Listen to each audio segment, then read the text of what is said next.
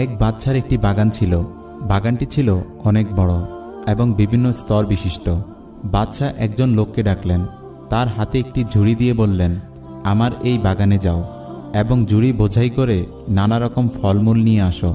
যদি তুমি ঝুড়ি ভরে ফল আনতে পারো আমি তোমাকে পুরস্কৃত করব, কিন্তু শর্ত হলো বাগানের যে অংশে তুমি পার হবে সেখানে তুমি আর যেতে পারবে না। লোকটি মনে করল এটা তো কঠিন কোনো কাজ নয়। সে একটি দরজা দিয়ে বাগানে প্রবেশ করল। দেখল গাছে গাছে ফল পেকে আছে, নানা জাতের সুন্দর সুন্দর ফল, কিন্তু এগুলো তার পছন্দ হলো না। সে বাগানের সামনের অংশে গেল। এখানকার ফলগুলো তার কিছুটা পছন্দ হলো, কিন্তু সে ভাবল আচ্ছা থাক, সামনের অংশে গিয়ে দেখি, সেখানে হয়তো আরও উন্নত ফল পাব, সেখান থেকে ফল নিয়ে ঝুড়ি ভরব।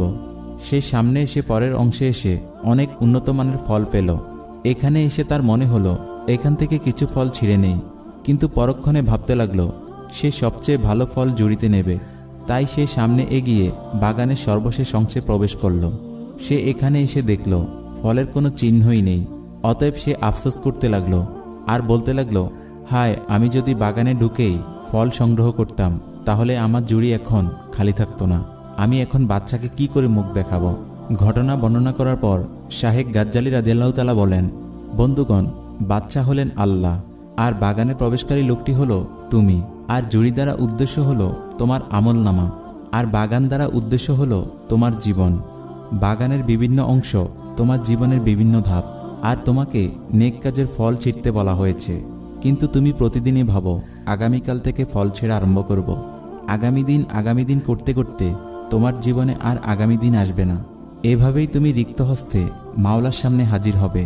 এজন্য মুফতি তাকি উসমানী রাদিয়াল্লাহু তাআলা বলেন, জীবনের সময়গুলো অতিবাহিত হচ্ছে, জীবন কেটে যাচ্ছে, জানা নেই বয়স বাকি কত। সুতরাং নেক কাজের বাসনা জাগ্রত হওয়ার সাথে সাথে তা করে ফেলুন। কে জানে কিছুক্ষণ পরের মনের এই আগ্রহ থাকবে কিনা, এটাও জানা নেই একটু পর বেঁচে থাকবো কিনা। যদিও বেঁচে থাকি হয়তো দুনিয়াবি কোনো ব্যস্ততা সামনে এসে পড়বে। অতএব নেক কাজ যখনই করতে মন চায় তখনই করে নিন, জীবন থেকে ফায়দা লুটে নিন।